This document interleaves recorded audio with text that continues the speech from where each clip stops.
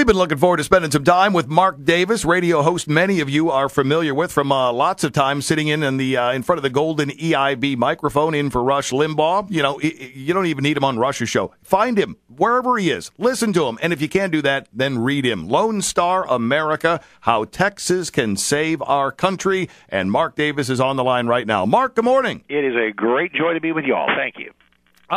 Before we get started, we have to start with this because we've been teasing our listeners about it for a couple of days. Do you recall, perhaps back in April, a certain voicemail from a certain congressman in Texas named Pete Sessions? Oh, my gosh, that was you guys calling from Pete Sessions' office. Absolutely. And we're really sorry. That was tremendous. I played that for my wife. I played it for my family. I said, "Listen, this is what radio guys are like," and that told me good things about you from the get-go.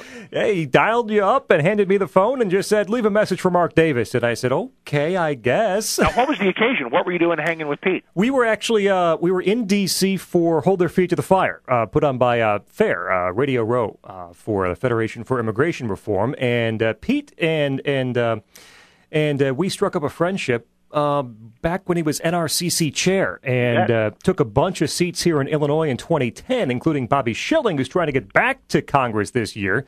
And so ever since then, for some reason, he has a soft spot in his heart for two idiots from Illinois. Well, that is fantastic. Well, you learned a little something about Texas leadership, and Pete is one of a dozen members of Congress that serve our entire broadly drawn area. We have a couple of Democrats. I mean, we have Democrats and liberals. We have them in Texas. We just don't let them run the place. All right, the book, How Texas Can Save Our Country. Mark, really, what can Texas teach Illinois? Really?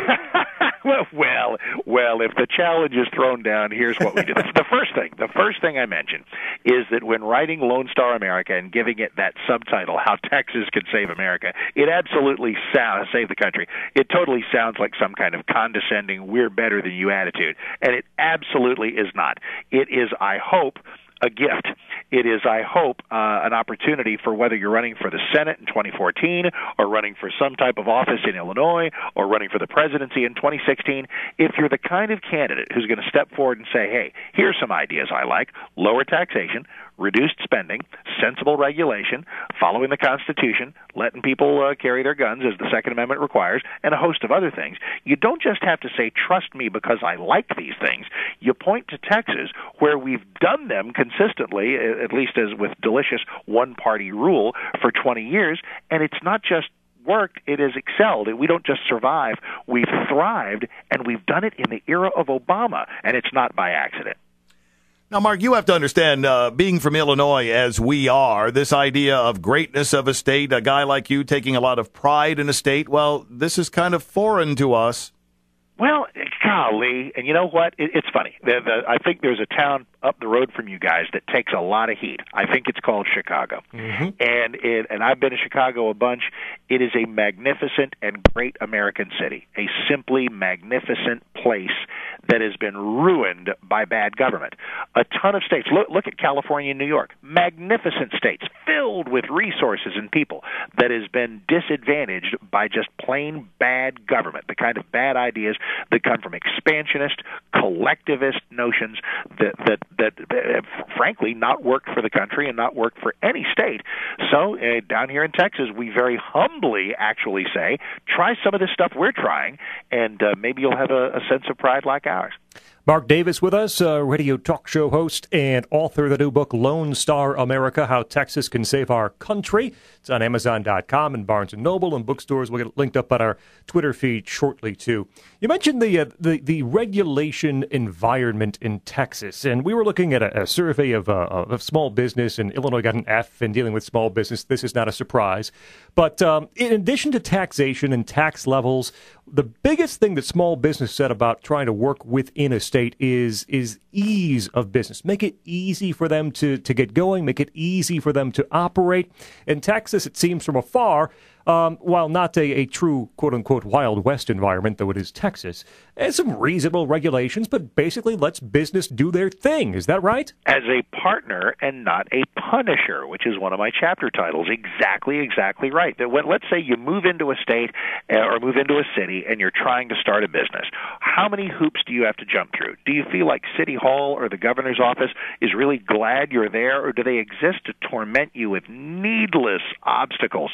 In Texas, for example, up in New York, they have this thing called startupny.com where they say, hey, 10 years tax-free, but the little slivers of territory within the enormous empire state that you must occupy in order to get those benefits, it's crazy. The portion of Texas that you need to come into in order to get the benefits, it's called the entire state, all 254 counties. It is uniform, it is working, and it's why businesses and individuals are stumbling over each other to get here.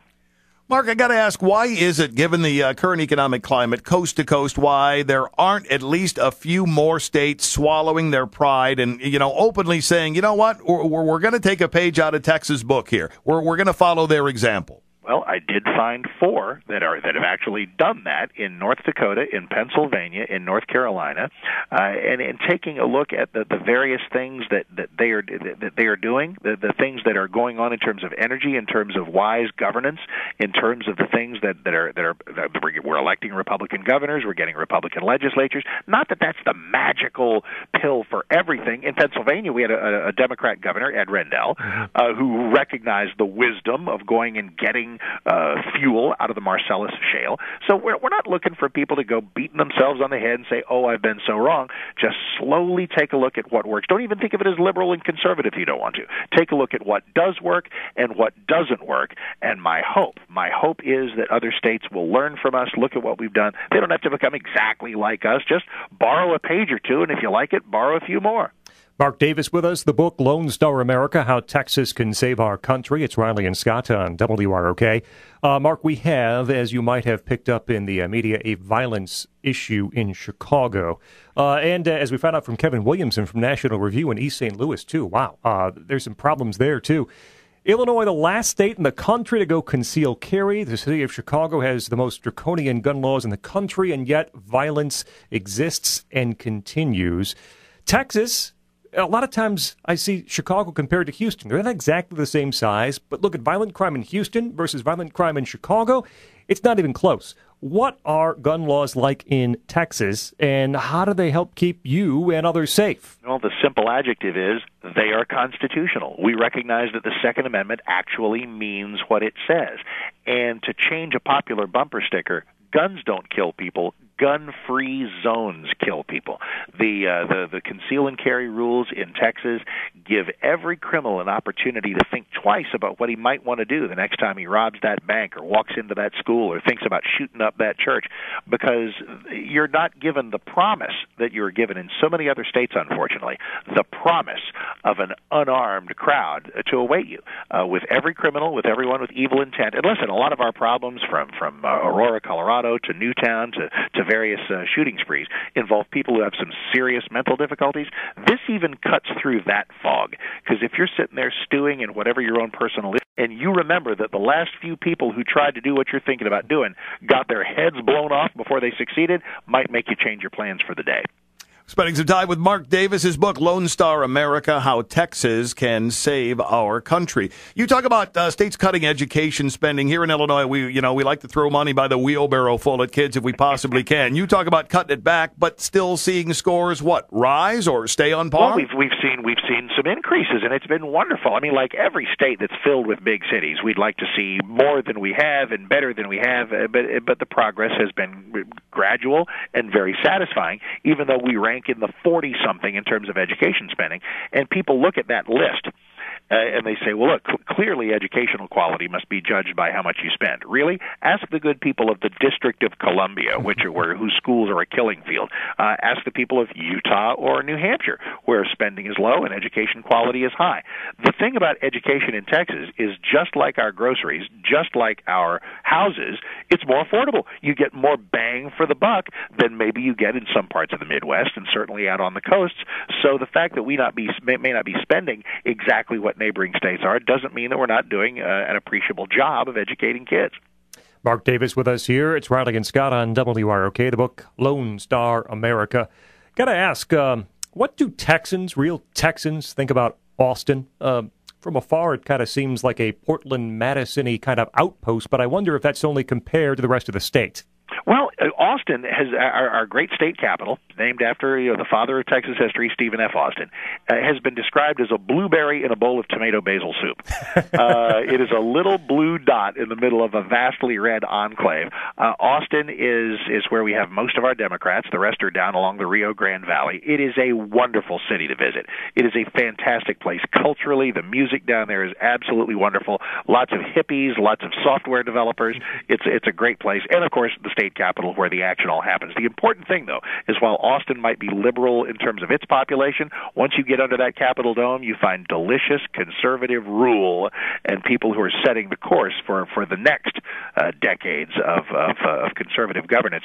But it's not without a challenge. There's the Battleground Texas movement that wants to turn Texas purple and then blue. They thought they had a rock star in Wendy Davis. That's probably not going to happen in terms of her gubernatorial hopes. Greg Abbott will win and win comfortably. But if Texas is turned purple or blue, where we've got to worry every presidential election like we do with Florida and Ohio, sometimes Illinois, about what the electoral votes are going to do, Texas is the only big state, the only one, that is reliably Republican at all times. And if that changes, boy, good luck getting elected if you're a Republican running for the White House. Here's another challenge for you. What don't you like about Texas? It's 105 degrees right now. There's that. And if there's anything I really wish that we could do better, it's pave roads better. We cut back on a lot of things. I think we're wasting money on some things that could go to roads, bridges, infrastructure, and stuff like that. That would there you go. I suppose that's a common complaint, though. We could complain about our roads up here, too, and we spend lots of money on roads. You got that right. Mark Davis with us from the great state of Texas. Lone Star America is the book. You mentioned the legislature real quick, the Capitol in Austin. They only meet once every 2 years? Is that how it works in Texas? It's wonderful. We go an entire year without a moment of legislation, which is fantastic. I think this notion, how many times have you heard problems described, whether it's a foreign policy issue and immigration, that Congress has to do something? What lawmakers have to do, they simply must do something. If there's a problem, it simply must involve elected officials doing something. Well, most of what they do doesn't wind up working very well. What we actually need is for government to do less, that when they convene, they should start undoing and releasing their grip on a lot of our wealth and a lot of our behavior. And that's a little closer to what the Founding Fathers envisioned. Speaking of the Rio Grande, what's the current influx doing to what's going on in Texas now? Well, this is really wild. Up here, I am hundreds of miles north of the Rio Grande in the Dallas-Fort Worth area, but we're looking at the possible influx of about 2,000 kids. They are blameless. They are God's children. We feel for them, and we will care for them. I'd like to care for them exactly as long as it would take to process them and return them to the country of their birth, and then get a border that works, a border that is secure, and then we can talk about welcoming in more people. It probably should be easier to immigrate to America legally. But first we got to take care of this illegal immigrant crisis. And we got 2,000 kids that are going to be deposited throughout our schools. They're going to be warehoused in old Dallas Independent School District buildings. I think it's just going to be a mess. And so there's that drama taking place in a lot of cities right now. While meanwhile, on the national and world stage, there's President Obama and Governor Perry, with the governor mobilizing the National Guard, and some say looking more presidential than the actual president. Perfect slide to our final question, which is your esteemed Governor Rick Perry. Things didn't go as planned in 2012 in the Republican primary, but it seems as if he's gearing up for another run in 2016. Should we take him seriously? Is he a real candidate for president? Oh, well, first he'd have to decide to actually run. He certainly looks like someone who is thinking about it. You better take him seriously. I mean, I know that there are people who will play the infamous oops moment on a debate stage in 2011 when he couldn't remember the third agency that he would get rid of. But after that, he had a moment of self-deprecating humor and then got back to what he does best, helping Texas survive the Obama years. He's done it for 3 more years, soon to be 4. He'll he'll come out of office in January of 2015. There is no one in America who can match the resume and the energy of states' rights. There are other governors, your Scott Walkers, your Bobby Jindals, but they ain't been there for 15 years. And there may be another Texan, Ted Cruz, and that would be fascinating. But as far as resume and standing up to the federal government with states' rights and the social conservative issues that are important to many, Governor Perry would be a force to be reckoned with. Would he win the nomination? I don't know. I'm not making him the next president yet, but I'm saying those who underestimate him do so at their peril. Lone Star America, How Texas Can Save Our Country, and Mark Davis is the author. Mark, count us among big fans. We really appreciate you taking time for us this morning. It is great to be on with you guys in Rockford. Thank you very much.